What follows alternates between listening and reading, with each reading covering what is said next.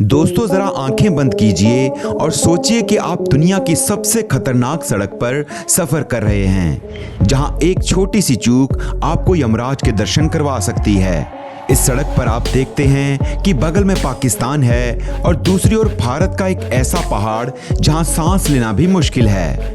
अब आंखें खोलिए और हमारे सवाल का जवाब दीजिए कि क्या ऐसी खतरनाक सड़क पर कोई भी जाना पसंद करेगा? और अगर हम आपसे कहें कि हिमालय की इस पहाड़ी पर भारतीय सरकार पूरे 68,000 करोड़ रुपए खर्च करने जा रही है, तो आपका इस बात पर क्या रिएक्शन होगा? आखिर भारतीय सरकार इतना सारा पैसा एक वीरान बर्फ के पहाड़ पर क्यों बहाने जा रही है? इंडियन आर्मी को इससे क्या फायदा होगा और इससे चीन और पाकिस्तान क्यों परेशान हैं? आइए इन सब सवालों के जवाब जानते हैं इस वीडियो में। पर आगे बढ़ने से पहले इस वीडियो को लाइक और हमारे चैनल को सब्सक्राइब जरूर कर लें। दोस्तों, हर साल जब श्रीनगर, लेह और लद्दाख में भारी बर्फबारी होती है तो श्रीनगर लेह लद्दाख हाईवे बंद हो जाता है। लेह और लद्दाख साल में 5-6 महीने देश के बाकी हिस्सों से कट जाते हैं। इन कठिन दिनों को बिताने के लिए वहां के निवासियों को 6 महीने का राशन भी पहले ही जमा करना पड़ता है। लेकिन साल 2026 के बाद ऐसा नहीं करना पड़ेगा। देश के अन्य हिस्सों से लेह लद्दाख भी सड़क मार्ग से 12 महीने जुड़ा रहेगा। यह होगा जोजिला सुरंग बनने से। लगभग 12 फीट की ऊंचाई पर है श्रीनगर कारगिल लेह राष्ट्रीय मार्ग पर बन रही एशिया की यह अपनी तरह की पहली सुरंग। इस सुरंग का 40% निर्माण कार्य पूरा हो चुका है। इस सुरंग की कंस्ट्रक्शन के लिए मई 2017 में 4 बड़ी कंस्ट्रक्शन कंपनीज ने 10,000 करोड़ रुपए की बोली लगाई थी।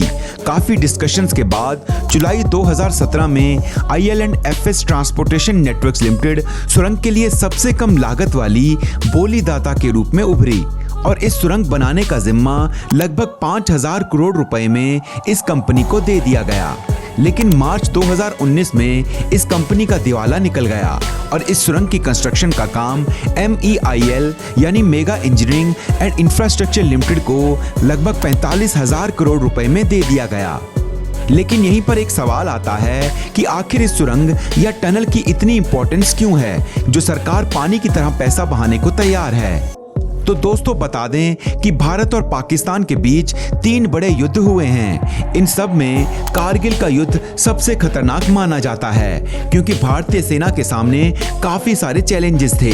ठंडा मौसम, बर्फबारी और पहाड़ों का दरकन इंडियन आर्मी के लिए काफी मुश्किलें खड़ी कर रहा था। और सबसे बड़ी बात यह थी कि जिस पॉइंट पर दुश्मन ने कब्जा कर रखा था वहां पहुंचना आसान नहीं था। ये रास्ता ऐसा था कि कलेजा मुंह से निकलकर हाथों में आ जाए।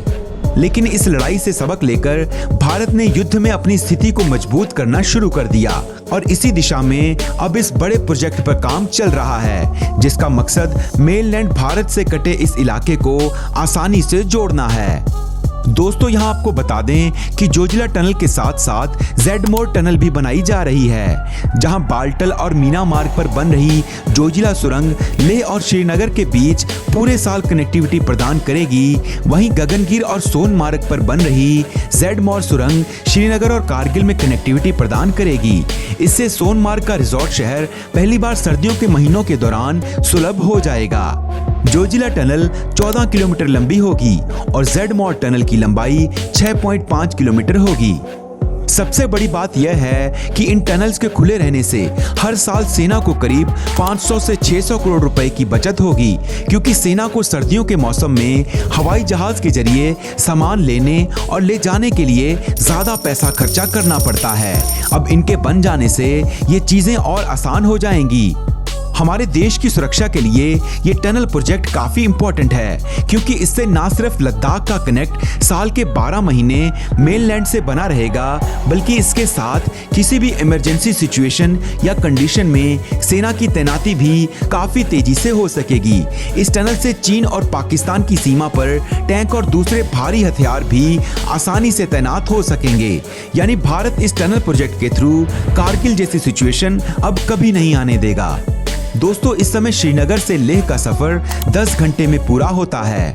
सिर्फ जोजिला दर्रे को पार करने में ही 3 से 3.5 घंटे लग जाते हैं।